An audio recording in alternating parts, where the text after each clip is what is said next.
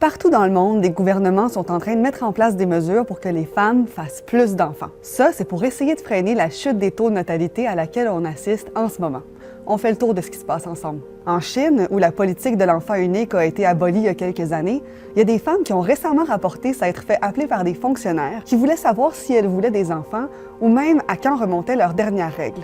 En Turquie, on vient d'interdire des césariennes sans raison médicale sérieuse. La logique du gouvernement turc, c'est que les césariennes peuvent augmenter les chances de complications dans des futures grossesses. Donc, si les femmes ont moins de césariennes, il y a plus de chances qu'elles aient plus d'enfants. Le Vietnam, lui, vient tout juste d'abandonner sa politique de 2 enfants par famille qui était en place depuis 1988. En Hongrie, le président Viktor Orbán veut limiter le nombre d'immigrants.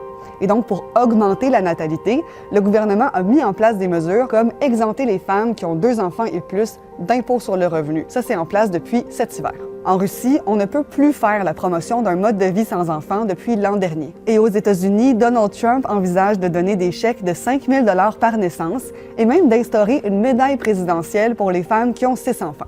L'affaire, c'est que c'est prouvé depuis longtemps que les mesures qui visent à faire en sorte que les femmes aient plus d'enfants, bien, ça a peu ou pas d'impact. En fait, les seules fois où ça a réellement fonctionné, c'est parce que c'était des politiques coercitives. Comme quand la Roumanie a interdit l'accès à presque tous les avortements et à la contraception dans les années 70. Les femmes devaient même se soumettre à des examens gynécologiques sur leur lieu de travail. Par contre, ce qu'on constate, c'est que c'est possible de ralentir la chute des taux de natalité. C'est ce qu'on réussit à faire dans des sociétés comme le Québec, qui mettent en place un contexte plus favorable aux familles, en offrant des choses comme un congé de paternité ou encore des réseaux de garderies publiques. En gros, selon des expertes à qui j'ai parlé, si les gouvernements se concentrent juste sur la fécondité et pas sur d'autres enjeux comme le coût de la vie ou l'inégalité des genres, ben, ils ratent la cible. Mais surtout, selon elles, ils mettent en danger les droits des femmes.